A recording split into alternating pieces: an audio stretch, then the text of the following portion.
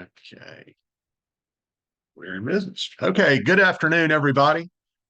Welcome to the 2024 GHSA State Swim Meet. I'm Frankie Marsden, one of your meet directors. We're happy to have everybody here today. We'll try and make this as brief and painless as possible, but we do have a good bit of information to cover. Um, just a couple of quick format reminders for today's meeting. Please keep yourself muted. If you do have any questions, please use the chat feature to ask those. We have a moderator here. He's just going to filter those to me, or we'll answer those directly in the chat feature. Again, one last reminder, please be sure to input your name and your school name in the chat. That's how we're taking attendance today. And we are going to get underway. Slide, please. Okay, just first and foremost, meet format, flow, and pace.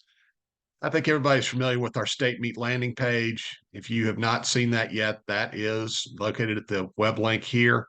Again, we will record this meeting and send out the slide deck for this to everybody via email not long afterward.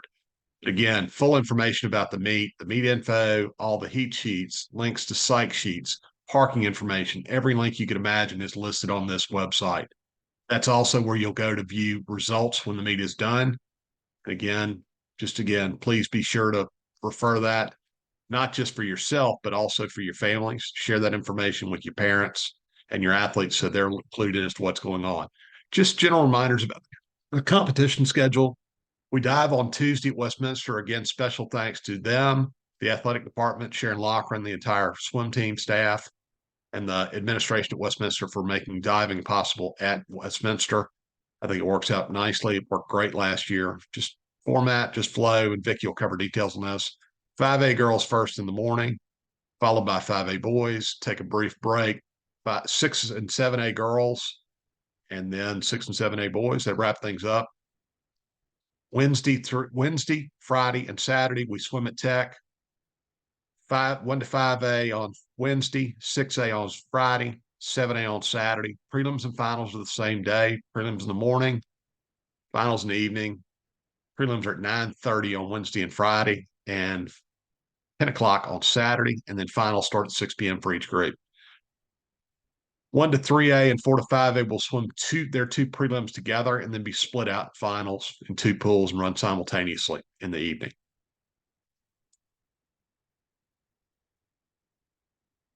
For prelims, two pools for prelims for 1 to 5A and 7A. For 6A, the entries just merited swimming one pool for prelims.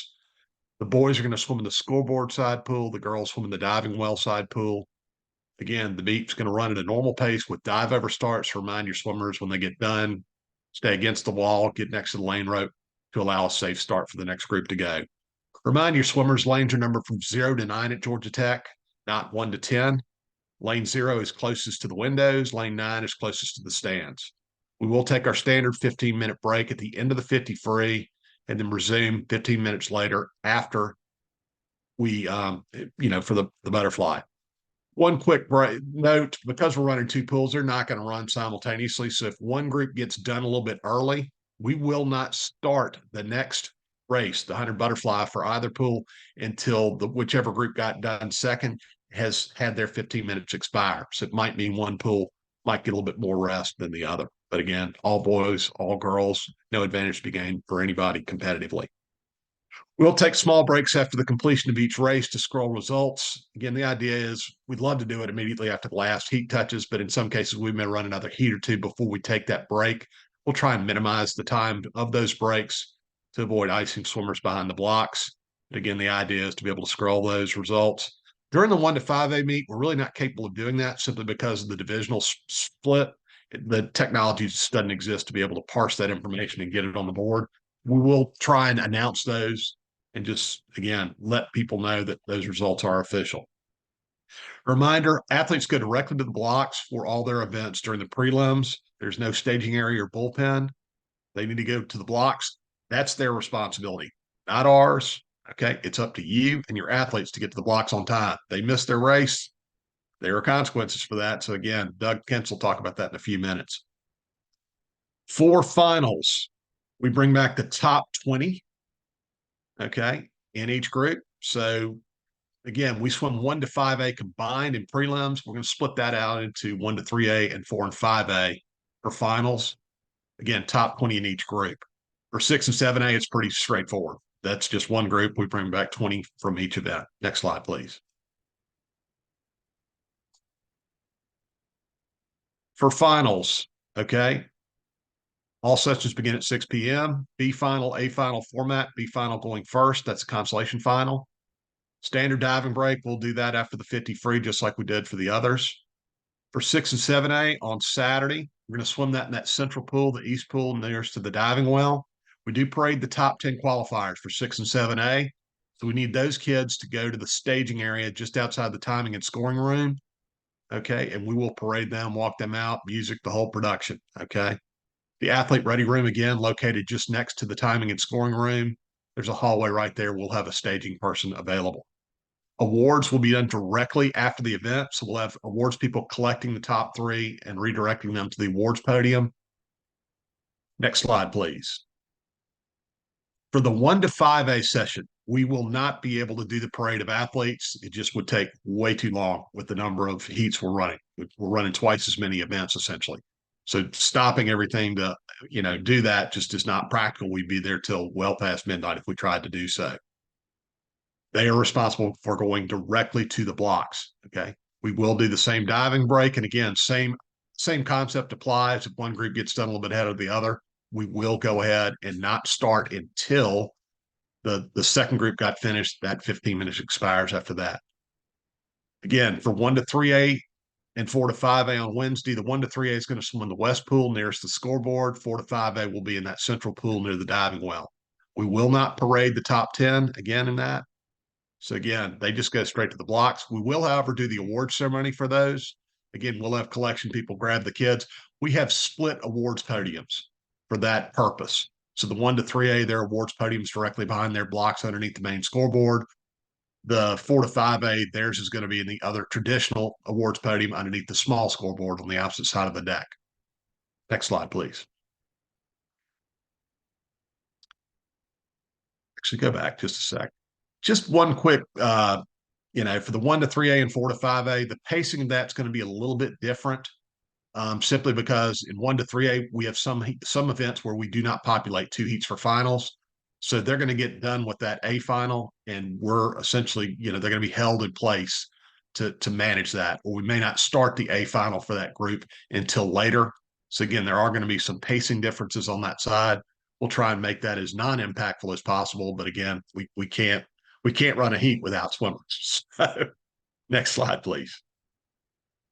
General overview of Georgia Tech. There's a map right here, and there are links to this in the meet information and on the website. But just general reminders, if you look, identified is the campus recreation center, general parking areas around there, and the traffic flow. Just as you look at that box, that center box in the middle of the screen, the athlete team entry is the back of the CRC as it has been for the last number of years. Okay. Teams are going to drop kids off directly on Tech Parkway, and they'll come right in that back door. Please note and remember, traffic and traffic flow for that drop-off area will be northbound only, one way in the drop-off times. So essentially from, the time the first group comes in the building, we're going to block any southbound traffic on Tech Parkway and Northside Drive. They'll be redirected back up to Marietta Street, which they can literally just go right back up, take a quick left, take another left, and that'll spill them right on the campus on the Tech Parkway where they need to be. If you're coming from the southbound side, again, you'll get off at North Avenue, come straight down North Avenue. And just a quick update, they do have some construction going on. So Tech Parkway at North Avenue is blocked off, but there's a detour. There's signs up everywhere. You just keep going past that Tech Parkway and North Avenue intersection. The next right is State Street. You take a right there, it'll dead end into Tech Parkway. Just take a left and come down to the building. Back to that other slide, please. General parking areas. There's obviously the one lot that's located directly adjacent to the facility. That's where the reserve parking is. I'll talk about parking in greater detail a little bit later. Notice also the team drop-off areas, the box toward the top left. Past the team drop-off areas, there is some allowed parking for the larger vehicles. that are up to the size of a minibus. Anything larger than a minibus cannot park on campus. Any school buses, coach buses, anything like that, that has to drop off and pick up only. There is no accommodation for any vehicle parking on Georgia Tech's campus for that purpose. However, if you do have a school minibus that doesn't fit in that traditional lot, that deck that's located adjacent to the CRC, those spots again are for sale on that same Park Mobile link we've sent out. Again, those spots are located past the drop-off area. There should be plenty of those in stock. Next slide, please. Talked about the detour. And again, just use Waze. It's got all that stuff factored in if you're coming from that direction. Next slide, please. Athlete check-in for diving. Again, Westminster can be accessed from either the front gate or the back gate. The front gate is off of West Paces Ferry Road. The back gate, honestly, is a better option to come onto campus. It's a straighter shot to get where you need to be. If you use 1575 West Wesley Road, that's the actual physical address. If you go that way, it just tends to be literally you turn into campus and you go straight back, and it takes you directly to Turner Gym where the diving competition is going to be. Okay. The spectator entry is located at the top of the ramp. So spectators and athletes are going to come into the same general area. We will have a split where the athletes go kind of to the right and up the stairs. If you look at the picture on the bottom left, you'll see that.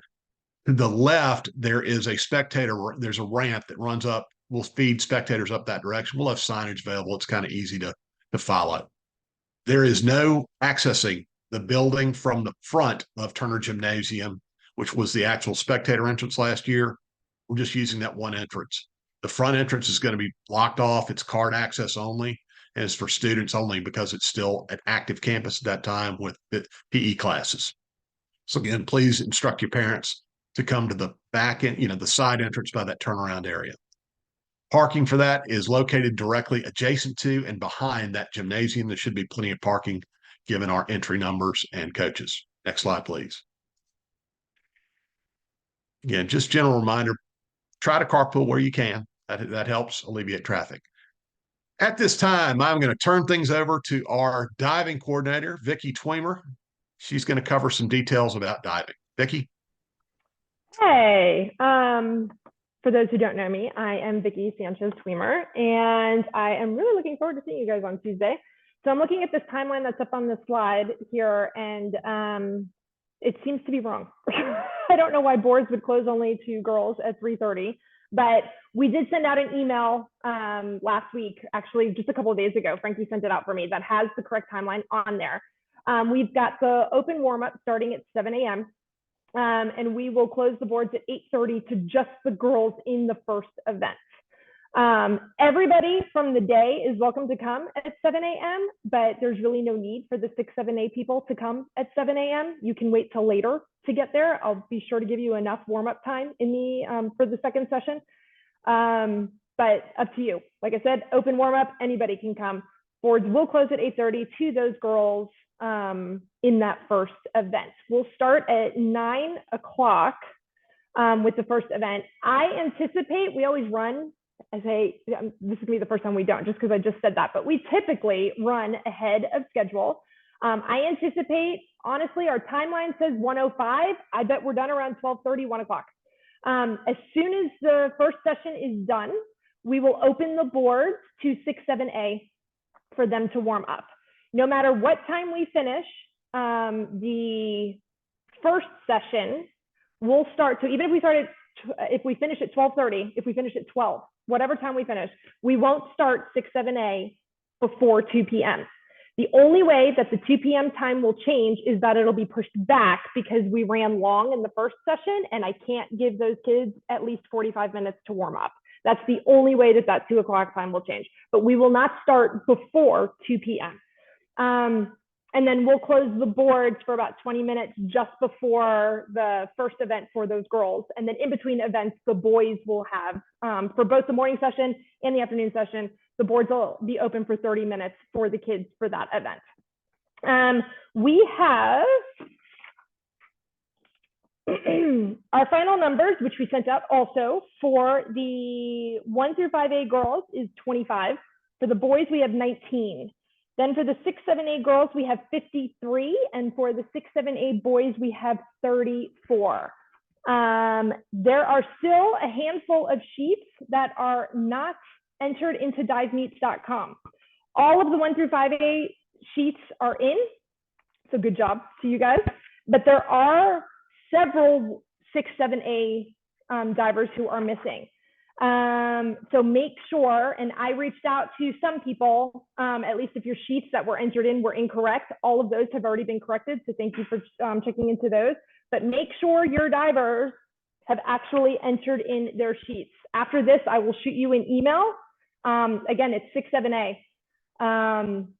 So if you're a 1 through 5A school, don't expect an email from me. But if you're 6-7A, make sure you check your email today because those sheets have to be in by 4 o'clock today. And if they're not in, your diver will not dive. And every year there's somebody who doesn't get their sheet in, and everybody's begging us to let them in, and we can't. Once the system closes, it closes. And if your diver sheet is not on divemeets.com, it really pains me to have to say no, but the answer is no. So make sure they get in. And I think that's about it. We're a bit easier than with the swimming because we don't have the numbers that swimming is. Thank you so much to Westminster for allowing us to use your beautiful facility again this year. And I think that's about it. Again, I see some messages here in the chat on the bottom. What's on the screen is not correct. What we emailed out is correct. Okay, what I emailed out the other day is correct. That is the timeline. Your second event, your second session, the 6 to 7A session will not start before 2 p.m. Okay, right now we're starting at 2 p.m. Like I said, the only way that'll change is if we run late in the first session, which I don't anticipate us running late. So, are there any other questions? As always, you can call me, text me, email me, and to get back to me. Normally I'm on till the end of this call so that if there are questions at the end, you can ask me, but unfortunately I will not be able to stay till the very end on this one today. I do apologize for that, but like I said, call me, text me, email me, any kind of questions, but I will send the emails out now to those schools that are missing. There's about 8 schools that don't have their divers in divemeets.com. So within the next 30 minutes, look for an email from me to make sure that your divers are in there. Okay. All right. Thanks. Vicki, thank you for everything. Hey, Frankie, I got one thing I want to add here with diving. Coaches and teams, don't forget, you do need to enter the building as a team. With the team packet and the way credentialing works, it's really hard if your divers and all don't come in together as a team, just like with the swimming competition. So please make sure that you arrange for all your divers to meet you at the facility at the same time so that you all come in together as a team. It's just real hard to do it any other way. So just make sure you're all entering the building as a team, both with swimming and diving. As Matt mentioned, there is, again, athletes cannot just come in the building on their own and check themselves in. They have to again, first and foremost, they have to have a credential. And we're not giving those to athletes. They go directly to coaches. So again, diving, they'll have their team packs at arrival.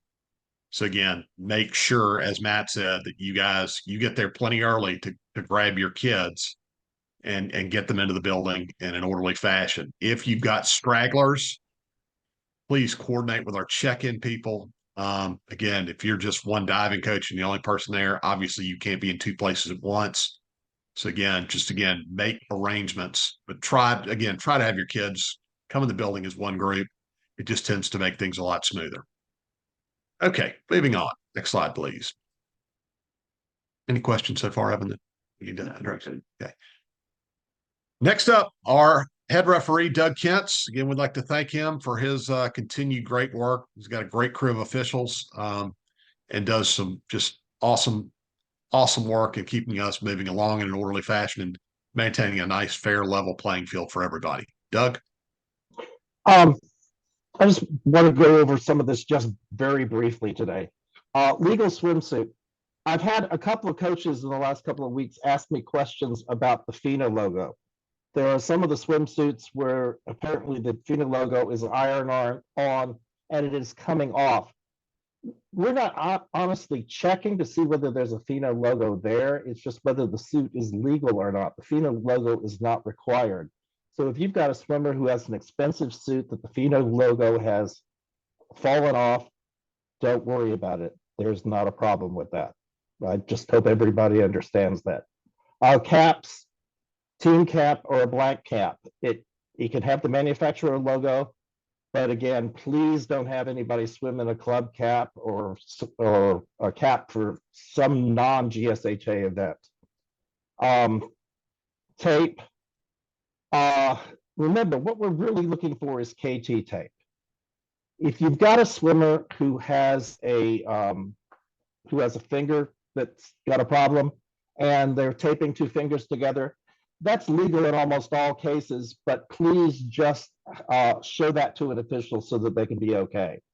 KT tape is allowed with a doctor's note for high school swimming, but it is not for USA swimming. So if somebody swims with KT tape and they are a USA swimming swimmer, they will be administratively disqualified so that their time will not go into the USA database, but it will not affect the results of the GSHA meet. Okay. Also, if they're wearing any kind of patch or medical device, just let us know beforehand. It's embarrassing to see a swimmer climb up on the block and you see my wife wears one of those diabetic patches and you wonder what it is and you wonder what kind of tape it's on with. Just please bring that to our attention before they climb up on the blocks, because the last thing I want to do is embarrass a swimmer and stop the meet. Next slide.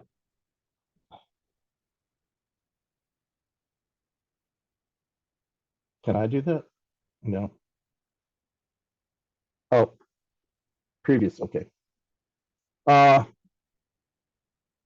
Remember, relay takeoffs are judged by both the Omega timing system and the officials on deck. An early takeoff must be called on deck before we check to see whether it happened or not with the Omega system. But one official on deck and the Omega system is considered dual confirmation, and that's when they will be disqualified. Please follow Frankie's instructions in turning in your relay cards. Remember, guys, swimmers can only have entered in 4 events and a maximum of 2 individual events. The relays count as events. And please, if you change a swimmer from one relay to another, and on finals, it's a relay that they did not swim in prelims, that's an extra event, and you can disqualify your swimmers. All right. And again, as Frankie said earlier, I just want to emphasize that somebody asked, the numbers on the heat sheet will match the lane numbers in the pool, and the lanes are numbered 0 to 9, not 1 through 10. All right. 0 is closest to, in the main competition pool, 0 is closest to the windows, 9 is closest to the timing area. Declared fault starts. It still counts as a swim, okay? You cannot declare a false start of swimmer so that they can swim an extra relay. Please go to the referee at the pool for a declare a false start, or if it's before the session begins, find me. Remember, the results are unofficial on the scoreboard, so all times have been resolved. The times that show up on the scoreboard 9 times out of 10 are the pad times. Sometimes because of things happening, they will take the plunger time. The plunger time does not always show up on the scoreboard. So times can change from what you've seen. But once the event is resolved, the results will be scrolled on the scoreboard. Coaches, please only discuss qualifications with the deck referee, the person in charge of that pool, or myself. Okay, please go to the deck referee first, because there is a hierarchy in things, and if you come to me first, you've skipped another person who could have given you a decision faster and maybe more to your liking. Disqualifications and meet issues happening during the swimming session will only be reviewed within 1 hour from the completion of the session. Okay, I'm going to make sure that I am there for the hour and a half after the session. So if there's a problem, please come see us. We'll be around the timing room or in the officials room, and so that we can get this resolved. Remember, this is a state championship meet. We're using the full National Federation rules. And if a swimmer does not show up for an event, they are disqualified for the remainder of the meet. Now, interestingly enough, the remainder of the meet means that if they swim in the first event and made it to finals, they're not disqualified from that, but they are disqualified from any event number that is equal or greater to the event that they missed. Does that make sense? None of these rules have changed. Next slide. Sportsmanship. Okay, guys, I just want you to understand that in swimming, the only consequence that an official really has about something in swimming is to take the swim away from a swimmer. And to me, that has to be something that's fairly egregious for that to happen. But, you know, the sportsmanship that I'm seeing on deck from year to year to year, and I've been doing high school swimming now for 14 years, is not as good as it's been. And I do not want swimming to become like other sports. We do not allow profane language. I will take an offending athlete to the coach. And this includes the warm-up periods, because I have been at meets where two swimmers have walked by the officials standing beside the pool and have used some rather choice language. And we've talked to them about that. Like, was it one meet one year where I followed them out into a hall and fussed at them in front of a whole bunch of parents. The boys slunked off to the locker room and the parents applauded. So I enjoyed that day. Artificial noisemakers. They're not allowed at an indoor event. And guys, it is so loud at this meet anyway. It's really hard for us officials to concentrate. And you know, in swimming, the start is everything. And we just need it to be quiet then. We don't want you bringing in speakers or shakers or anything like that. It's loud enough. Please, you know, yell for your swimmers, but please do it at the appropriate times. From the point that they step up on the blocks until they go off, everybody needs to be fairly quiet. Next one.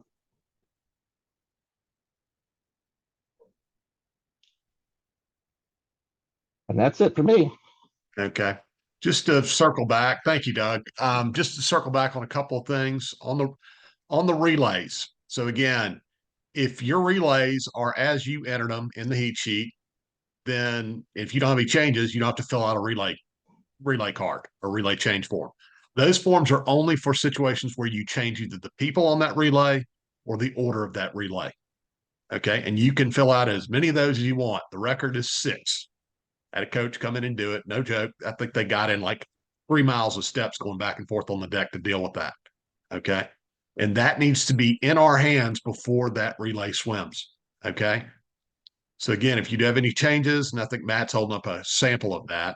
I don't know how well you can see it, but essentially that only needs to be done if you change either the people or the order of that relay. And that needs to be brought directly into the timing and scoring room. Okay. Not texted to me, not phoned to me, not emailed to me. It needs to be specifically, physically brought into the timing and scoring room and given to the high-tech operator. Okay. As Doug mentioned, the participation rule. If you make changes to your relays and say you swim a swimmer on the medley relay and the 200 free relay or the 400 free relay in prelims, or an even better example is say you swim on the 200 free relay and the 400 free relay in prelims, and they swam 2 individual events or were entered in 2 individual events. They have participated in 4 events at that point during prelims.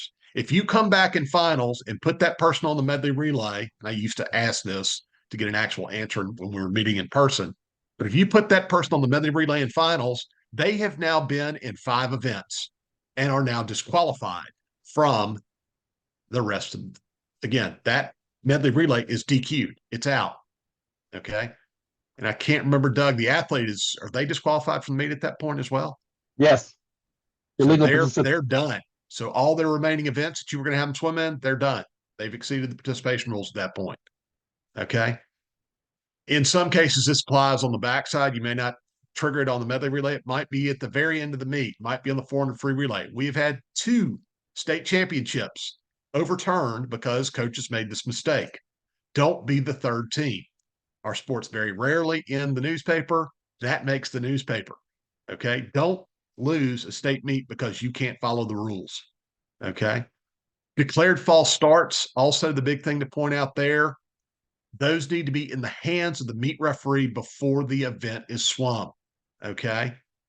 If you come back after the fact, it's too late. At that point, they have missed that event and the subsequent penalties are going to apply.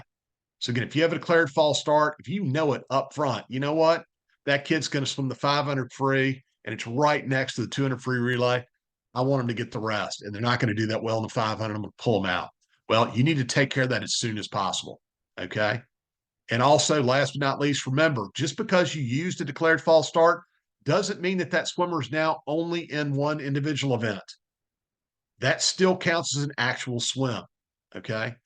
So again, those are real trigger points that tend to get teams in hot water. But Evan, got some questions? Yeah, Doug, we had 2 additional questions for you regarding sportsmanship. Any comments you have around athletes celebrating in the pool?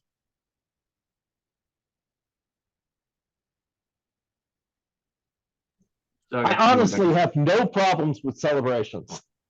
If they, if they start splashing, if they take their cap out and throw it reasonably, I really don't have any problems with that. What I have problems with is things that destroy equipment. The only kid that I've ever taken his race away from at GSHA is because he finished the 500. He was not happy with his result. He threw his 2 caps and goggle into the diving whirlpool and then proceeded to punch the center of the pad very, very hard. And those pads are extremely expensive. And so I told him he was done for the meet. Fortunately for him, that was his one and only swim. So if somebody is celebrating, I will give them a lot of attitude. It's the angry things, and it's the things that have swimmers taunting some other school that I consider bad sportsmanship. Doug, second question: If somebody has a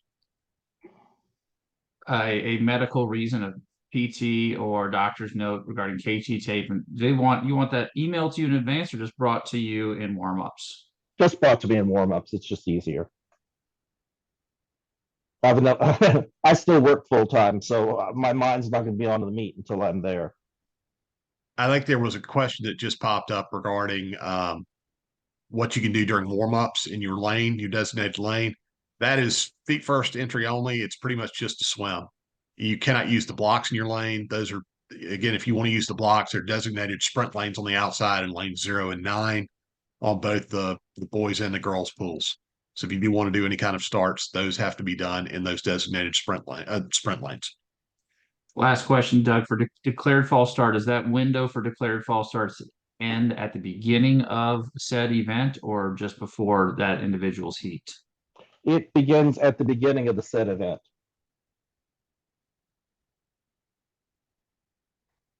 But fortunately, there aren't a lot of heats in GSHA. All right, I think you're off the hook for now, Doug.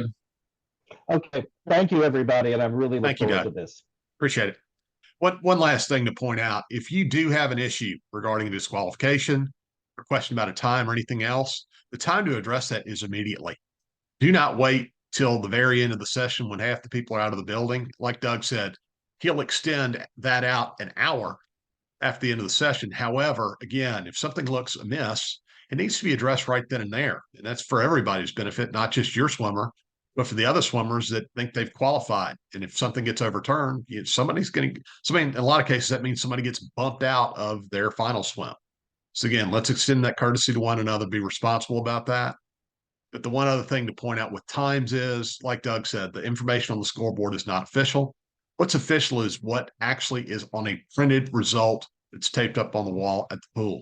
Even Meet Mobile's been known to throw some errant information out there into the universe. So again, obviously note it if something's off or with regards to a time. And if that happens, any timing questions need to be brought into the timing and scoring room where I'll address that for you as quickly as I can. But again, the time to address that is immediately. Okay. As soon as that actual official result is posted, that's the point at which we want to get that stuff addressed and dealt with. Okay. Don't slow play it and wait, 30 minutes after the meet and go, oh, I looked at Meet Mobile. I think this is wrong. Well, you're not doing your job at that point if that's the case. Additionally, like I said, if a time's incorrect on the scoreboard, that's not the point to come flying into the timing room either. Okay. That needs to be done, again, after the results are official. Okay. Last but not least, any questions regarding a situation like this, a question about a time or disqualification, those are addressed by the coaches, not by the swimmers, not by the parents, for God's sake. They have no standing in this. I don't care if they officiate themselves. That's not their job. That's not their responsibility. That's your responsibility. Okay. And any conversation needs to be done in a civil and professional manner. I obviously understand you guys want to advocate for your kids, but again, sportsmanship's important here. Civility is really important too. So let's handle this with some tact and some courtesy to one another. It tends to net better results too. But if you want to come in there unhinged and flying off the bat or have some crazy parent come bursting into the timing room, that ain't gonna work. Okay. You guys should know that by now. Next slide, please. Just a quick reminder, new rules regarding photography at meet. Teams don't have, scheduled school photographers on deck. However, everybody has a cell phone still these days. So please remind your other coaches and your swimmers, there is no taking pictures from directly behind the blocks. That's a new Safe Sport and National Federation rule that we want to make sure that we abide by, protect everyone's safety and privacy. Next slide, please. Team pack pickup for swimming. Okay. For swimming, again, we really, really want you to get that team pack before you swim, the day before, several days before you swim. Teams can come collect their credentials, all the general meet information at Westminster on Tuesday. We'll make that available for teams beginning at 9 a.m. and we'll be there till we get done with diving, which I think projects to be done around 8 p.m. It's listed as 6 on this, but we'll be there till we're done diving. Okay. We really want you to come get that stuff early. And about 90% of the teams did that last year. It makes your day of meet experience so much easier. So again, please make sure either you as a coach, you can send a parent for this. You can have another coach pick it up for you. That's not a problem. I know some of you folks that are traveling from farther away, it's not as practical to do it, but we really encourage you to try and take care of this in advance. It just makes things a lot easier. If there are any issues with your team pack, missing credentials or anything like that, you can take care of that right then and there on Tuesday at Westminster. It just makes things so much easier for you and your team when you're actually getting there the day of. That's already kind of a chaotic experience. If you're unable to come on Tuesday to Westminster, we are going to have, again, on-site pickup at Georgia Tech. If you're literally swimming on Wednesday and you weren't able to come on Tuesday, you can actually, again, if you're picking up for that morning, the morning that you're swimming, you'll need to go to a different location than that back entrance. It's located at 711 Marietta Street. It's about maybe less than half a mile from the pool, but you will need to go there first to grab your team pack so you can get everything out, get your credentials distributed to your athletes, double check that everything's there, and then you can go to the drop-off area to come into the building. If you're a team that's swimming on Friday or Saturday, you want to swing by on Wednesday or Thursday to grab those team packs, you can do so beginning at 9 a.m. on Wednesday, pretty much until, we're going to be done swimming that evening. Okay. Which will be at least past 8 o'clock in the evening. Okay. So again, same thing. If you're swimming on Saturday and you want to come by on Friday, come pick it up then. There's a limited window on Thursday when we're not swimming between, I believe, 11 a.m. and 3 p.m. We'll have somebody stationed at that back door to be able to swing by and drop by and grab that. Okay. But again, if you don't have your team pack in advance, you have to go to this offsite location at 711 Marietta Street. It will be staffed from about 6:45 in the morning until about 8:30 in the morning. Okay. Swing by there first, get your team pack, and then go to the drop-off area. Okay. And before you go to the drop-off area, get all your credentials handed out, review the information real quickly, and then go to the drop-off area. Okay. If you get there after 8:30 the day of, so say you're swimming on Wednesday and you're running behind schedule, or your kid's not swimming until the 500 free and that's the only thing they're doing, and you don't want to be there at, 0 dark 30, then you can go ahead and come just directly to that back door after 8:30 p.m. Prior to that, again, you need to go to this offsite location. We'll have somebody there at that lot at 711 Marietta Street. They're going to have a sign on their car that says Team Pack Pickup. Okay. Do not, under any circumstances, though, come directly to the athlete entry going, oh, I'm going to get my team pack, because that would require you to get the team pack, go distribute all your credentials to your kids, and stand there in an area where we actively have literally hundreds of people trying to come through that area while you're doing that. That doesn't work. Creates a massive traffic jam and jams up our entire process. Okay, again, teams do not enter the CRC until they have that team pack in hand. Okay, check-in is going to cover all sessions. Okay, so again, if you get your team pack, you don't need to go get another team pack for finals. All your credentials apply for prelims and finals. Any questions on that process? There's really not a name for the facility at 711 Marietta Street. It's a office building that's tied to Tech's campus. And it's, again, there's a car parked right in, I can't remember if there's a gate there or not. There's a car parked there. You really can't miss it. Next slide, please. And just real quick, on that slide right there, if you look to the left, you'll see some pictures of that athlete entry area and the 711 Marietta Street lot. If you look down there, bottom left, that's what that area looks like. Okay. It's kind of a low slung building. Someone was asking about what building name it is. Hey, So and Frankie, yes. along the lines of team entry in the building, please remember Georgia Tech has asked that no teams make their gathering area the entry lobby of the front door of the CRC. That is for ticketed spectators only. Please do not tell your kids, hey, meet us out here in the lobby at the CRC at a certain time. You got to come up with a better place or a different thing. Georgia Tech has specifically asked. The building is open to their members and their patrons and their staff. And if a bunch of teams are collecting there inside that lobby, that just doesn't work, and they get real upset at us. So please help us with that. I'd appreciate it.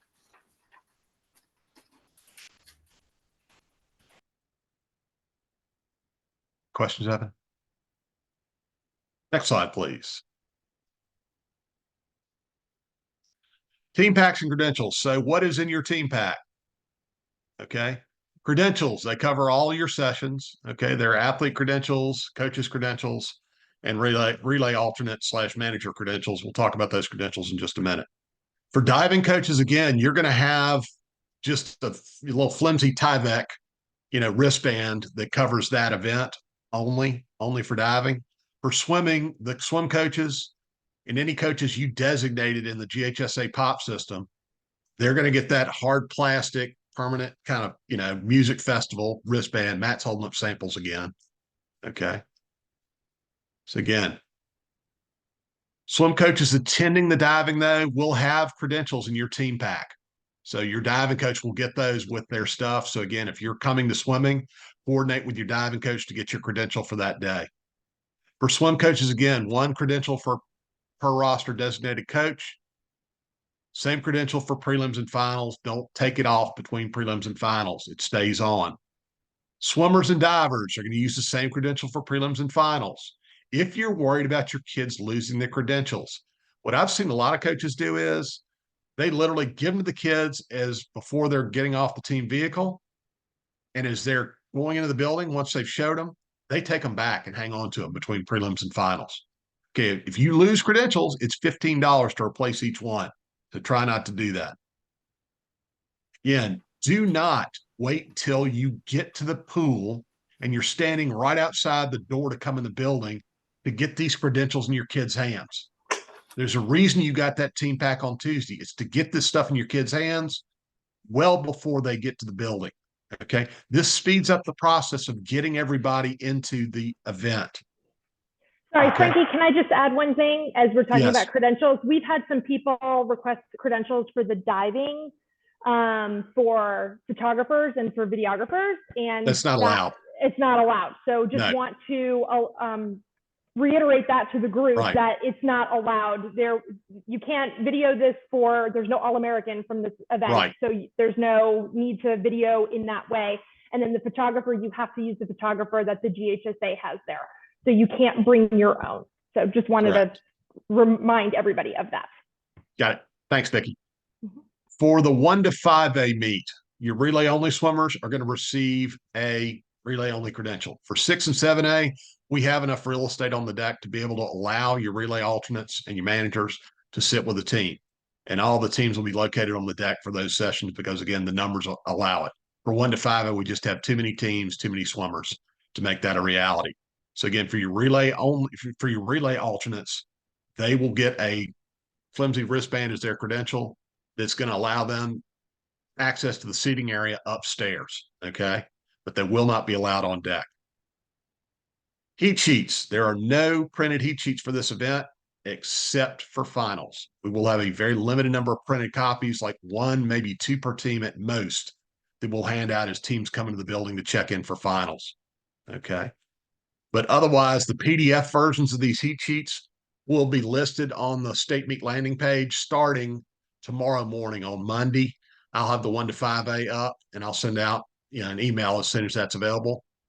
Share that with your parents. Okay, we will not be selling them at the meet either. There are no printed copies available for prelims or for finals for sales purposes. Okay. For 6 and 7A, your stuff will be posted up no later than Wednesday, probably be up by Tuesday, more than likely. Okay. And again, print as many copies as you want. Share the link with your parents, but do not come to us and go, hey, can I get a heat sheet? It ain't gonna work. All right. And also in your team pack, general meet info, some FAQs, your team credentials, your warm-up time, your seating location, some venue maps, a credential key that shows you which one gets to where. Okay. Additionally, on your team pack, there will be stapled on the outside of that envelope will be a full team roster that lists all your personnel. I posted that onto the web yesterday. Okay, so double check, make sure all your personnel is accurate and identified properly. Relay alternates, managers, coaches, okay, and obviously swimmers and or divers. Okay. If you forgot to enter your relay alternate or forgot to enter your manager, tough luck. The entry deadline for that was this past Thursday. Okay. That was your responsibility to deal with that accordingly. Okay. If there is somebody missing, though, that was actually entered, they're in the psych sheet or heat sheet or whatever else, and you know that they're in there, then at that point, contact me as soon as possible. We'll try and get that remedied. That team roster needs to be signed and delivered to the check-in worker when you arrive at the pool. That certifies that all your people are here. More importantly, it also certifies that all your coaches are present and are certified by the GHSA. If they are not, you've essentially signed something acknowledging that you brought someone into the building that is not supposed to be there, and you're going to get fined $100 by the GHSA. So again, when you come back and go, we didn't know what was going on, or they weren't here. Well, you signed something saying that they were. So again, that's why we want you to sign that and certify that. Okay. Relay change forms. There's one in your team pack, a printed copy. There's ones that I've emailed out. There's a link on the web page, on the meet files page. And also, worst case scenario, there are going to be a stack of them in the timing and scoring rooms. If you've got them, don't have them, come grab one from there and fill it out as you need it. Again, please remember, relay change forms are only needed if you change the people or the order of the people on that relay. Okay. Get those to us sooner rather than later. If you know what your relay changes are now, go ahead and fill that thing out before you even get to the pool. And when you get there right away, don't give it to the check-in worker. That's not their job. But do bring it to the timing and scoring room and give it to our high-tech operator, and they'll get those included. Okay. But don't sit there and wait till the last minute to do this. Okay. It could theoretically result in some errant results being posted in a situation where somebody's going to go, they cheated. This kid was on this relay. Well, you made a relay change, but you waited till 30 seconds before the race to bring it in, and the results did, again, don't create extra stress for you or us in the process. Yes, question. Sharon, just folks, if you're picking up your team packs Westminster on Tuesday, Sharon is requesting you try to avoid that 2:30 to 3:15 window. That's carpool time, so traffic will be heaviest if you can help avoid that. Good point. So again, let's try and be respectful of Westminster, their campus, and the fact that they actually are in school that day. And they got, a couple hundred people driving through, which will jam up that area. That's a good time to avoid coming there I'd say, anytime between, I'd say 2 o'clock and 4 o'clock. Try and just stay out of that area.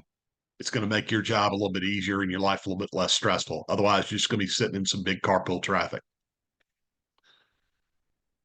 Seating diagram of the facility, it's listed in there. It also locates where the bleachers are on the deck. Okay. They don't kind of flow in a logical order. Okay. I might actually relabel those eventually, but not yet. So again, if you're trying to figure out where are we sitting, well, there's a map in your team pack. It's also on the website. It's also been emailed to you. You can't miss it. Next slide, please. Athlete drop off for swimming. Athlete drop off lanes. Again, you look at the pictures, the actual building entries on the left. The picture of Tech Parkway is on the right. So that blue strip right there, again, we're going, as you look off into the distance, that's away from downtown Atlanta. Behind it, if you look back the other direction, that is downtown Atlanta. One-way traffic only goes to this drop-off lane. It'll be marked off and blocked off for team vehicles to get in there. Drive down, athletes get off the vehicle, and they come through the check-in area. There'll be check-in workers located right there at that back entrance to help expedite this process. Okay. There are scheduled arrival times for every team. I just sent that info out yesterday. Okay. So again, please make sure you look at that. Do not arrive early. Okay. If you do, you cannot just park your team bus in that lane and go, well, we'll get out when our arrival time is. You're going to be told to move your vehicle. It's kind of like being at the airport. You're there to kind of move in, drop people off, and keep moving. If you park there, that ain't going to work. It's going to jam everything up. So again, we need you to help us arrive in your arrival window. Okay. You've got about anywhere from 20 to 30 minutes before you actually have to get in and warm up. Okay. After your arrival time. So there's plenty of time to get off the bus, get in the building. Kids go in there, stretch a little bit, and then they can hop in the water in their scheduled warm up times. Okay. Do not arrive early. You cannot just park in that area. Okay. If you arrive early and say it's a bus, it's got to go back to campus and drop kids off for a field trip or something, you're going to be waiting outside. And if it's 10 degrees and raining, or it's not going to rain in that situation, but if it's 34 degrees and raining, you're waiting outside in wet rain, cold rain. Not a good situation. And don't come squealing to us, well, you made us wait outside. Well, we told you not to get there early. Okay. And I know you can't always control your transportation, but again, please plan accordingly. Okay. Once you drop your kids off, you can then park your vehicle and return to the building. Okay. Ideally, you'll have somebody drive you. Okay. That's the best situation. But like I said, not all, sometimes the coach is everything, including the bus driver.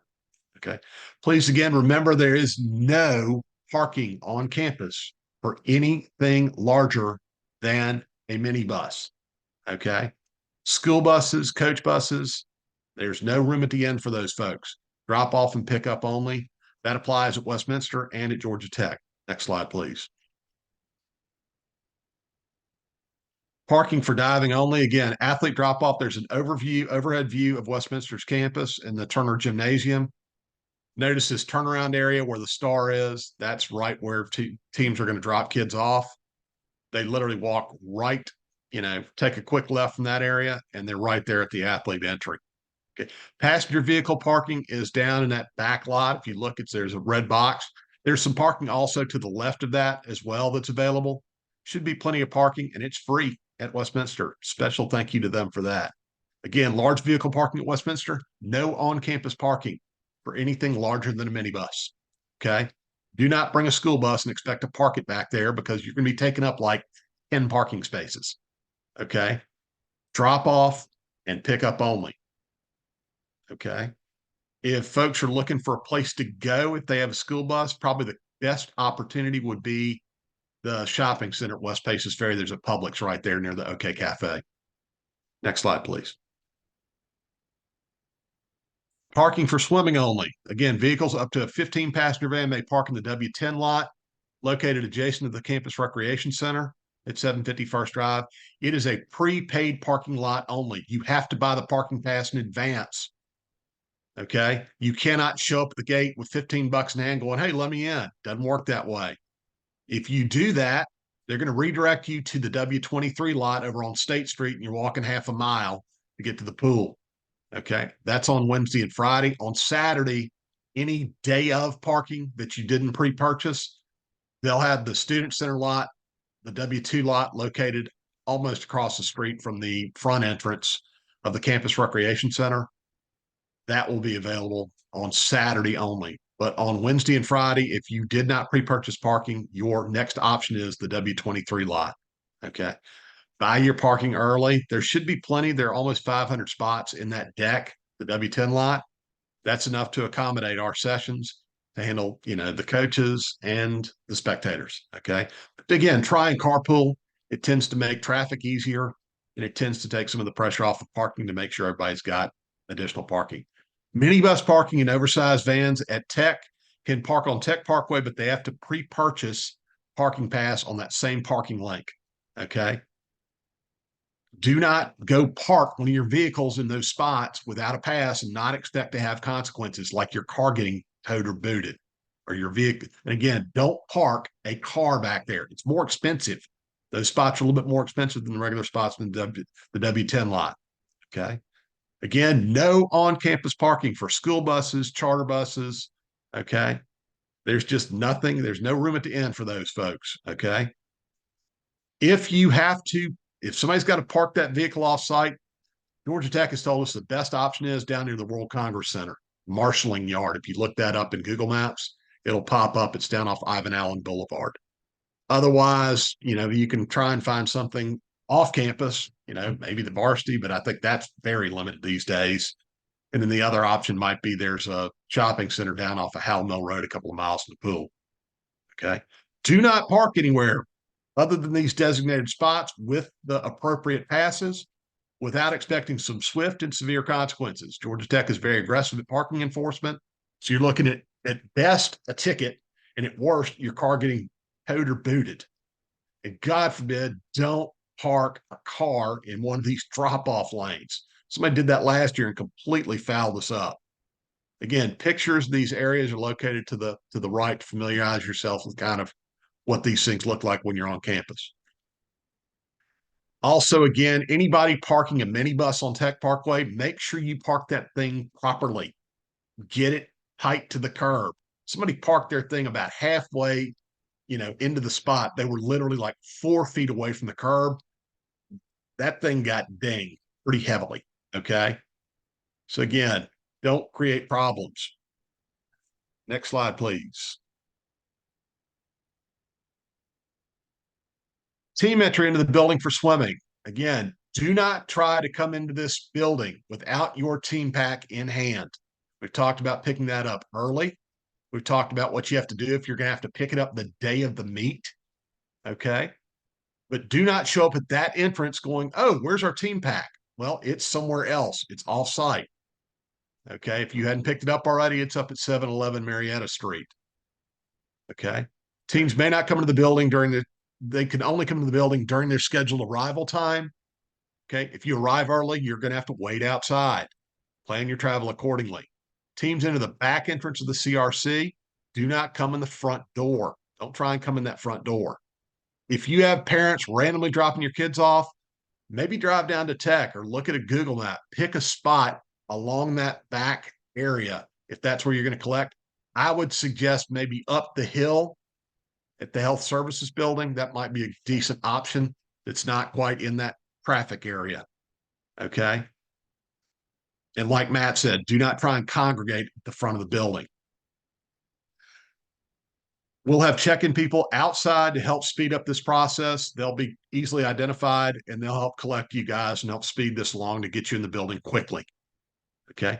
Teams must enter the building as one group. You cannot just have kids randomly wander in. Coach must remain outside for any late arriving athletes. So again, have a plan in place as to what you're going to do for this. Okay. No unsupervised athletes. Okay. They cannot just randomly come in, hey, I'm here for the swim meet. Well, it's, for club meet, they can do that. For this, they can't do it. Okay. That applies for swimming and diving. We talked about that earlier. Everyone must have a credential visibly displayed on hand prior to entry. So your kids should walk in with their credential in hand. Here, I'm here. Security people will see this quickly and get you in the building quickly. Okay. Our check-in people will instruct you to that effect. Teams must provide their signed team roster to the check-in worker when they arrive, certifying that all coaches are there and present. Okay. Additionally, I sent that info out yesterday. You could print yours out and take care of it now and bring it on your day of prelim swimming. Do not bring it to the check-in on Tuesday, pre-check-in on Tuesday, and go, here's our roster, because it might have people that are not present. Okay. Teams, if you haven't paid your entry fees yet, you could pay at the check-in area. Although otherwise, honestly, try and take care of that in advance. You could take care of that at pre-check-in on Tuesday. If you want to bring your check then, that's a great time to do it if you're having to bring us a check. Team should proceed directly to your team area. Don't just go wandering around the building. Go straight to your team area and wait there until your warm-up time. Try to stick to your specific area. It just tends to make traffic flow around the deck a little bit easier for everybody. If you look, there are pictures around this that kind of show the back entrance of CRC, that lower back hallway. Once you come in those doors, that's kind of what that looks like. To the left is the pool deck. All the way back is, again, you have different entry points there. Stairwells to upstairs. So if you walked in that doorway and just kind of went to the left, that's the stairwell right there. That's for teams that are going, if they've been assigned an upstairs seating location, that's that. And then the upstairs hallway underneath spectator seating or behind spectator seating is listed bottom right. Next slide, please. Team areas. Again, you've been assigned a specific team area, either on the deck, bleachers or a deck space, or upstairs. I sent that info out last night. Please look at the diagrams to familiarize yourself where your area is going to be. Teams in bleacher sections may only use the space behind their bleacher only if there's not another team area assigned there. Again, look at the map, see which bleachers that applies to. And if it doesn't block an entry or exit door. So if it's marked emergency exit or something along those lines, you obviously can't camp out there. Okay. Do not block walkways around the deck or upstairs. Teams and seating locations upstairs will have an assigned section, row, and seat assigned to your team. Don't set up in areas designated for spectators. You guys get in the building before they do. So don't sit there and go, oh man, there's some great spots right over the competition pool. Well, they're not for you. You have a specific area set for your team. Try and remain in your team area when you're not swimming. Relay alternates again for the 1 to 5A session only. They have to sit upstairs in section 201. They have a little bit more latitude to probably sit elsewhere, but we encourage them to sit in that section mainly. Again, for the 6 and 7A meet, your relay alternates will get an athlete credential, which allows them on deck. Please follow the instructions of security staff and event staff, okay? They're just doing their job. They're trying to keep everybody safe and keep things orderly and follow the provisions that tech wants us to follow, okay? We need to do what we are asked to do. We have certain expectations of ourselves and the people that are in the building. Again, be respectful, okay? Clean up your team area when you leave. That place should be spotless when you come in there. Let's leave it that way. And more importantly, if you leave a mess after prelims, you're coming back to the same mess for finals, okay? We will literally instruct, if you leave a complete, trash fire in your team area, we're going to tell the janitorial people, don't clean that spot. They can sit there and deal with, the ants and roaches that have camped out because of all the food you left on the deck. You can leave your stuff between prelims and finals. That's allowed. But again, you leave it, that's your responsibility. If it disappears, that's not ours. In some cases for the bleachers, you may have half of a bleacher. And half of a bleacher doesn't always necessarily mean split down the middle. It might be a little bit of an unbalance. Again, there's enough space in those areas to accommodate your teams. We've been doing this for a couple of years now. The teams that have been there, just be responsible. Take what you need for a body and maybe a bag, okay? And that's it. Don't just try and spread out and, do some land grab like you're playing Risk. Next slide. Just a general map of the facility. If you notice the seating sections, okay, that's where the sections are. You can find out where your team is. Assign team areas on deck, where the girls' pool is, and all this good stuff. Okay, notice the stairs. There are two primary stairwells to get up and down, one in that back hallway and one actually inside the venue. We'll talk about the use of those traffic flow in just a minute. Next slide, please. Between prelims and finals, okay, you got tons of options now. They've really enhanced. I mean, it used to be a food desert there. There's a ton of restaurants. There's a food court over in the student center. Lots of options around there. So you got plenty of places to go. And a little bit farther from there, you've got the Interlock, just right there off Powell Mill Road, and Atlantic Station are all nearby. So again, you got plenty of options to kill time in between prelims and finals. If you've got to stay and you don't have transportation off campus, you can stay, but you're going to have to go upstairs and stay in the spectator seating areas. Again, the deck's going to be closed because Georgia Tech has varsity practice. So you will have to leave the deck in order to accommodate that need. Okay. Do not try and come on deck during those break times. Okay. That is specific for Tech's varsity practice. We need to respect that. Okay. Do not leave the spectator area if you're sticking around. Don't go taking a tour of the building and the workout facilities. Okay. The gym is not open. It's not time to go hit the golf simulator that's in there, or the climbing wall. Don't move another team's stuff. There's seating for literally 2,000 people upstairs. You can populate any of the spots in that area after the prelims are over. You can sit anywhere. Okay. So if the team's got their stuff in the spot, leave it. That's not yours to move or deal with. If you leave and come back before the athlete entry is open, you need to present your credential to get back into the CRC. Keep this to your team members. Do not have this just be open season to have a family reunion up there in the stands. Okay. We want to limit this to athletes only and coaches and key team personnel. No groupies. Okay. Spectator seating will be cleared though at 3:30 p.m. period, no matter who's in there, even if your team area is up there. They've got to do some cleaning up there and want to address that and deal with it. Okay. You must re-enter the CRC via the team entry location. Just because you were in the building doesn't mean you can come back in the front door and just go in wherever you want. We want teams to, again, follow the same procedure. You have a scheduled arrival time for finals as well, was spelled out in that schedule, and will be also be in your team pack. Okay. Abide by that and stick to it. Okay. Clean up after yourself. If you don't follow the rules, you don't get to stay in the swim meet. Okay. If you get caught with your team wandering around the facility and a bunch of other stuff causing trouble, you're going to be dismissed. Next slide.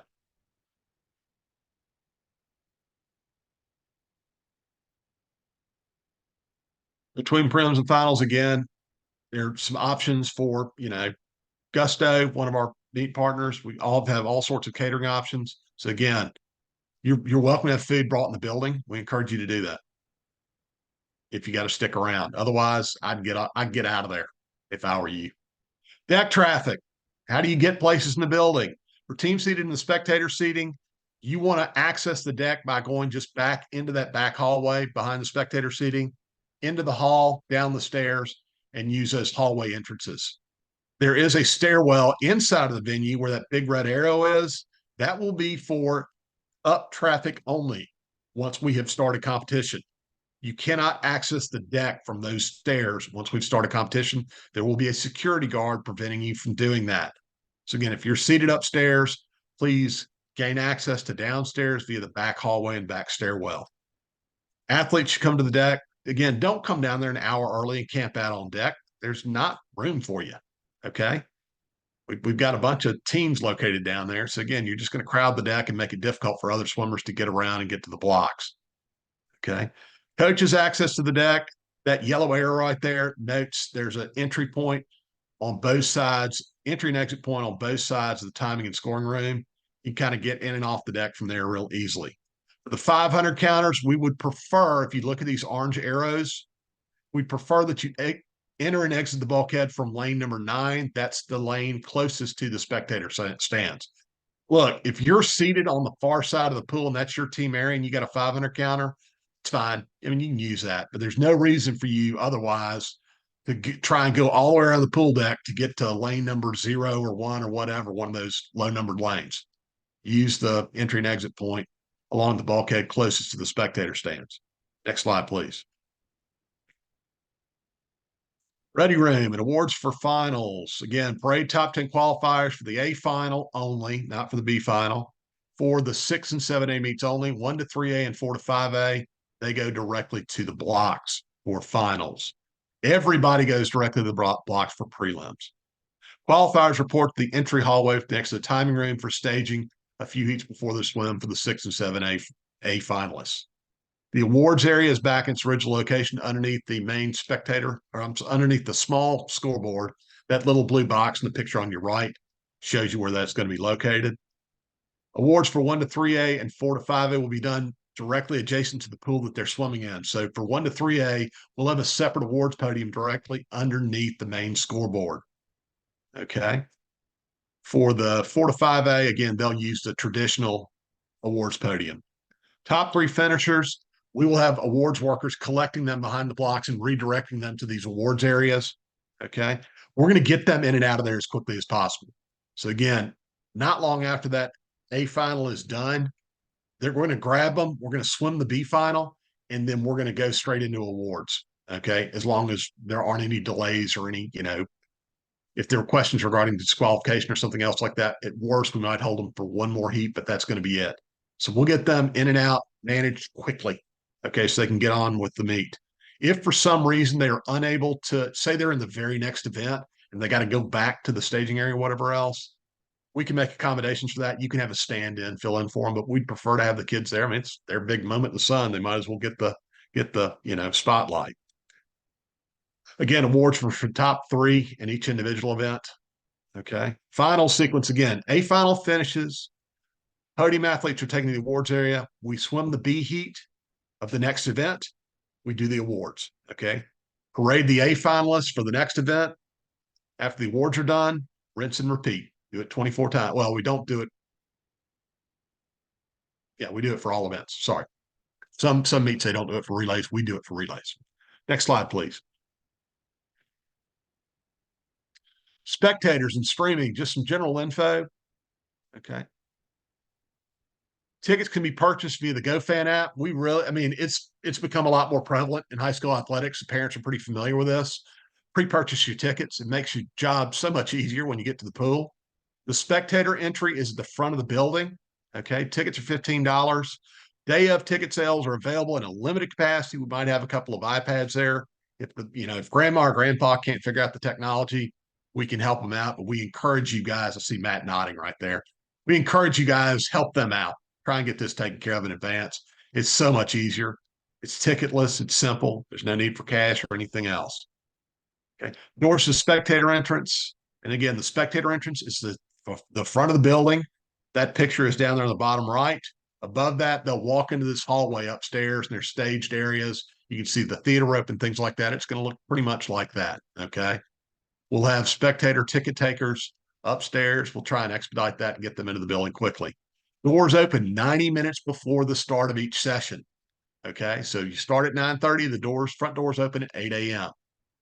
We start at 10 o'clock, doors open at 8:30 a.m. Start at 6 o'clock, doors open at 4:30 p.m. Okay. If they get there early, they're going to have to wait outside. Okay. And if the weather's crummy, well, I hope they brought an umbrella and a parka. Okay.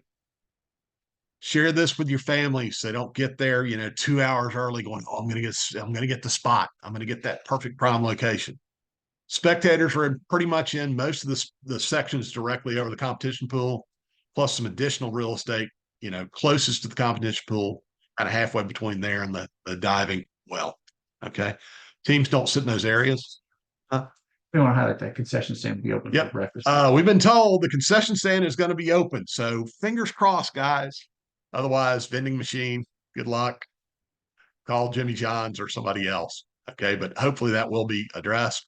They're trying. So with larger number of athletes seated upstairs, again, seating might be limited, but I think we should be okay on capacity numbers. But again, we obviously need to stick to the restrictions that Tech has in place for everybody's safety, for fire marshal purposes and everything else. The meet will be streamed is it finals, prelims, and finals, Matt? Do you know? Yeah, the NFHS network is actually going to do prelims and finals this year, and diving. So every bit of the meet will be streamed at the NFHSnetwork.com. Okay. Shopping center. Again, prelims and finals are streamed.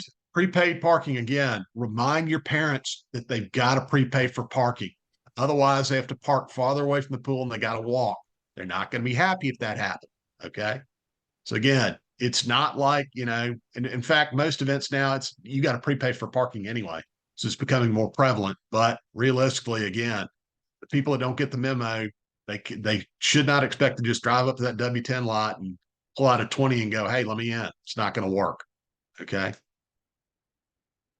Okay. Next slide, please. Hey, Frankie, Question came up. Frankie, can I address some more spectator stuff real quick? Yeah, Matt. Yeah. Okay. So, guys, we have problems with this every year. So I really, really, really need you to communicate with your parents and this. First off, Georgia Tech does not allow coolers through the front door.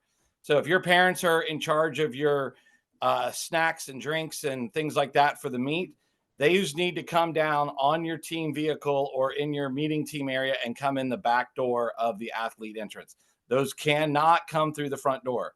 Every year I have moms and dads pulling wagons and trying to carry big coolers in and start yelling at me and saying, well, that's not what my coach told me to do and all that stuff. Please help us out there and make their experience better, because we do have to enforce the Georgia Tech rules.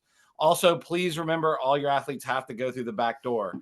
One thing the last couple of years that we've had some issues with, very spotty, is passing of credentials. You cannot pass credentials around. So if you have, especially for finals, if you have athletes that didn't make finals or divers that are going to come and be part of finals and cheer on your athletes, they have to come in with your team. They cannot come in the front door. They have to come around in the back with your team, and not passing credentials around. Once again, your athletes must have their credential to come upstairs. If they're going to buy a pair of goggles, swimsuit, t-shirt, food, whatever it is, they have to have their credential to come upstairs or they cannot make it back down to the pool deck. If a wristband is what is being assigned to you or one of your athletes or members of your staff, it is meant to be worn, not be put on your stopwatch, not put in your pocket and you just pull it out and show it. It is meant to be worn. The staff at Georgia Tech has asked this. It's a security issue for them. Their security people are told to stop you, make you put it on right then and there. So just help them do their job and wear your wristbands if you have a wristband. And I think that's all I got, Frankie. One other thing to point out, Matt mentioned about obviously not bringing coolers or larger stuff in the front entrance. If your parents are, the team mom that brings the entire buffet of stuff, they do not get to come in that athlete entry. That stuff needs to come in with the team. You cannot have a parent go, oh, well, I'll just go in and, I'll leave. Well, they're not going to leave. They're going to stay on deck. And they don't have any, they don't belong there. Okay. These kids actually qualified for the state swim meet. I think they're capable of carrying a case of water. They're not going to die. Okay. So again, please be responsible about that. And also, if you're located upstairs as your team area, you cannot have the larger coolers up there. Even though you were able to come in that back entrance, you're limited as to what you can bring in. That will be, again, you're able to bring like a personal one-person cooler, whatever else, that's fine. But anything larger than that, larger than, a large lunchbox is not permitted in the spectator seating. That's applicable for any venue where there's spectator seating involved, okay, as a safety measure. Okay. So again, please abide by those rules, but more importantly, share this with your parents, the ones that have, they've sent, enough food to feed an army for like a month. Well, your kids are going to have to bring all that stuff onto the deck themselves, and they're capable. Okay. But again, coordinate that in advance. Otherwise, you're going to have to be walking stuff around the back of the building. It's not going to be a pleasant experience. Okay. Other stuff to cover. Scheduled warm-ups, again, take place in the 2 10-lane pools. All warm-ups must be supervised by a coach. Feet first entry for all warm-ups except in the outside lanes, lanes 0 and 9, which are for one-way sprints only. Those are the only places you can use the blocks. Doug talked about the relay takeoff platforms. Results are posted downstairs and upstairs as well. You need to check the posted results. You can look at Meet Mobile as a point of reference, but Meet Mobile is unofficial. Okay. Check them carefully. If there are any issues, bring those to my attention in the timing scoring room as soon as possible. Again, the only person I will talk to regarding those matters are an actual coach. Okay. I do not talk to parents. I do not talk to swimmers about matters like that. Okay.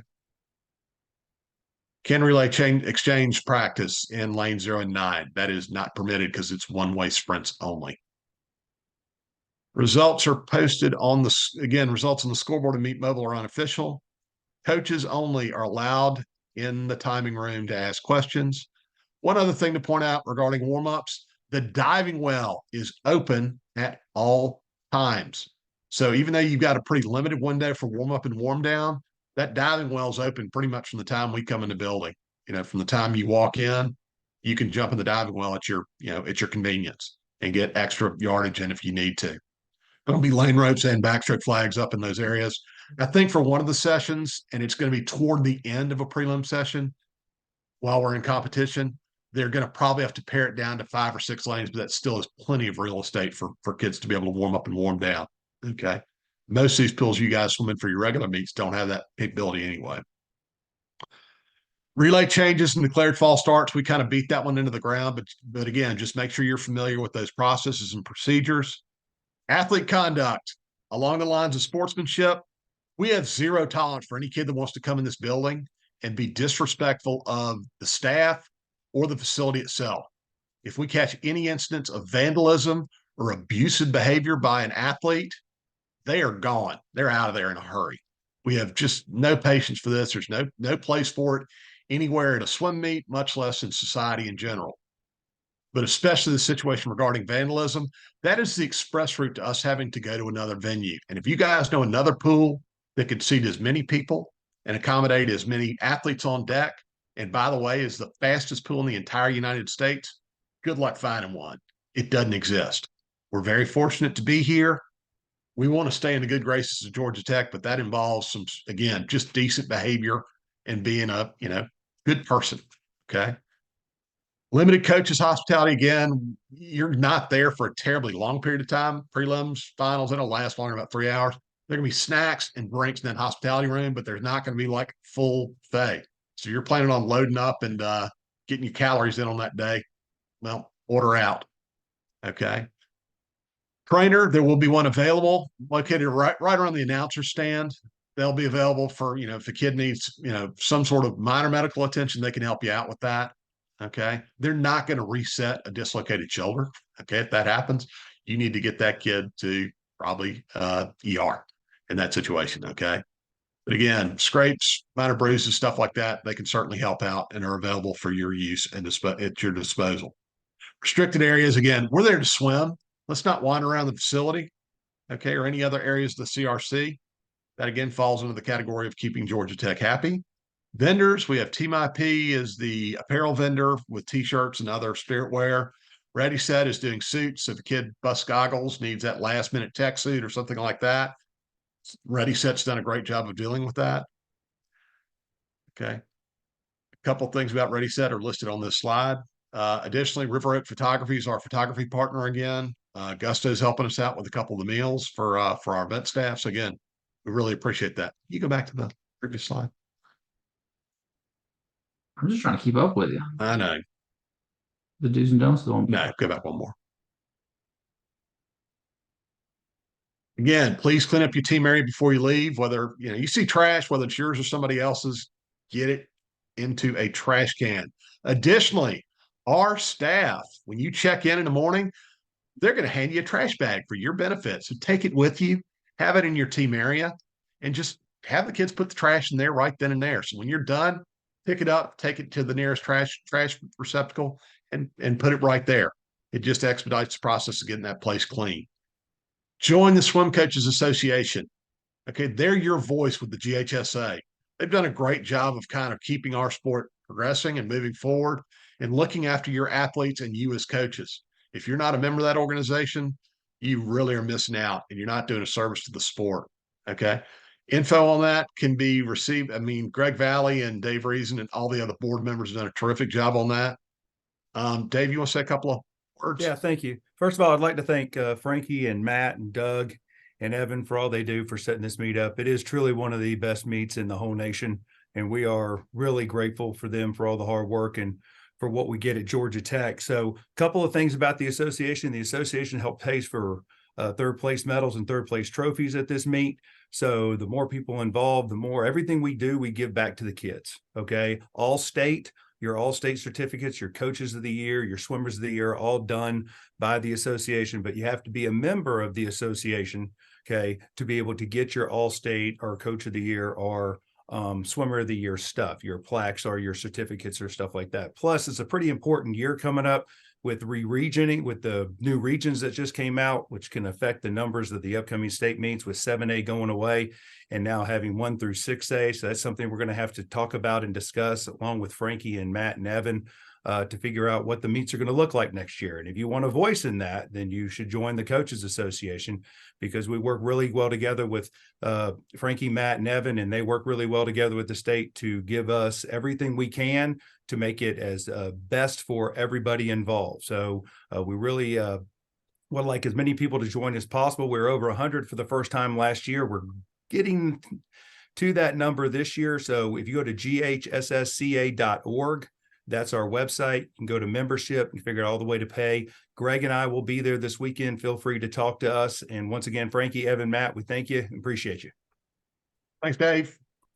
Yeah, and can't encourage you guys enough to join that group. They've done a great job of kind of making our state meet stay very fresh and vital, and frankly, giving you guys what you want at these championship meets. We can't make everybody happy, but we try to make as many happy as we possibly can. Just real quick, Andy Coward, if you're out there, you want to say a couple of words. Andy Coward, our swim liaison with GHSA. He's been a great advocate for us and a good partner. So, Andy.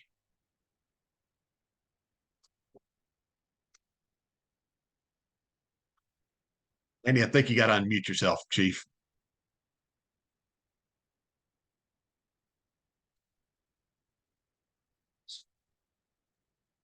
There we go. Can you hear me now? Yes, sir. I'm sorry. My mouse wasn't working. Congratulations to all the participants for this coming week. As you can see from this this presentation, there's a large amount of organization that takes place along with this. And we're so thankful to have Frankie and Matt and Vicky and Evan and everyone else involved with it, Georgia Tech and Westminster. We're so thankful to have you as a part of this swimming championships. I run into a number of coaches and athletic directors and principals and executive committee members from the GHSA that talk about what a great event this is. And it's all because of the hard work of all those I mentioned earlier. And I'll be there all week. I'm coming up just for Vicky and Matt and Frankie to know. I'll be there Tuesday around 9 with the stuff that we need for the entry without the passes and stuff. I'm picking that up tomorrow from Tanya. And so I look forward to being there. And if you ever want to talk or have questions for me, just holler and congratulations and good luck to everyone. Thanks, Andy. Next slide, please. Do's and don'ts of the CRC. Do respect the facility and staff. Do communicate all this info with your athletes and families. Do follow instructions. Do clean up after yourself. Do keep track of your stuff. Do know that there's a lost and found at the lifeguard stand. Do use painter's tape only for signs. Do not use duct tape or any other masking tape or anything like that. If you use anything other than those products and it tears paint off the wall, you are getting a bill. Minimum paint repair bill is like $500. Union rates, kids. 2, have fun and go fast. You guys did a terrific job this year getting your kids to this point. We want them to go a step further, go a little faster. Enjoy this. A lot of us have swum in this meet before. It's a special time for every one of them. We want to make this the best possible experience for everybody. So again, keep it in perspective, guys. It's a swim meet. It's supposed to be fun. This is the big payoff at the end of the year. Okay. But don't block the aisleways and hallways. Don't wander around the facility. Don't call the facility with questions about the meet. Call me. Okay. Email me. They don't know what's going on with the swim meet other than the fact that there's a whole lot of people coming in there and they're going to send us a big bill when they get done. Okay. And they got rules they want followed. They don't need to answer questions about when warm-ups are. Okay. That's a me question. Okay. Also, the crazy parent that gets ticked off because they had to pay for parking or it took them a little bit extra time to get in the building. Don't have them rifle off some hate mail, nasty gram to the president of the school. That's happened before. And it was over something so trivial and stupid. But Angel Cabrera, the president of Georgia Tech, does not need to be getting this in his inbox. Okay. Again, express route to having to go somewhere else. And if you guys can actually remember the other prior locations of this meet, there was not nearly enough room for all of us. That meet would take literally a week at another venue. Okay. So again, if you got issues or questions, direct them at us. Okay. Not at Georgia Tech. They're just renting us the pool. Okay. Don't allow, again, the unhinged parents to email the president. Don't bring large coolers into the building. Okay. There are restrictions again. Enough stuff. You're only there for 3 hours. You're not going to starve. You're not going to die of thirst. Okay. All right. Next slide, please. Back to our partners, River Oak Photography. They're doing photography for the event. River Ready Set. Suit vendor. GHSA. That's the end of the road, kids. Okay. I have covered a great deal of territory. Okay. One last reminder. If you were late to the party, please make sure that you input your name and your school name in the chat so we know you were present for this meeting. Okay. Otherwise, you're subject to fines and penalties from the GHSA. Okay. We will send out a recap of this meeting, the recording of the whole thing, as well as the slide deck within probably an hour of this. I'll send you an email as soon as it's up and posted. It'll also be on the State Meet landing site. So again, we've got all this info here. I'm sorry it's a lot to cover, but it's hopefully a lot of very helpful information. It's also several days before the event. So you got time to kind of absorb it, figure it out. If you got questions, I'm a phone call or email away, kids. I'm not hard to find. All right. We will stay online for just a few minutes after this to answer any hanging questions or anything else that was unresolved on your side. But thank you for everything you do for the sport. Thank you for what you do for your kids. We really wish each and every one of you the best of luck this week. I look forward to another really, really fast swim meet and some terrific swimming and performances. You guys should be very proud of what you've accomplished with your athletes and your programs. Y'all do a wonderful thing for the kids of our community. And again, anything we can help make your experience better, we want to be there to help you out.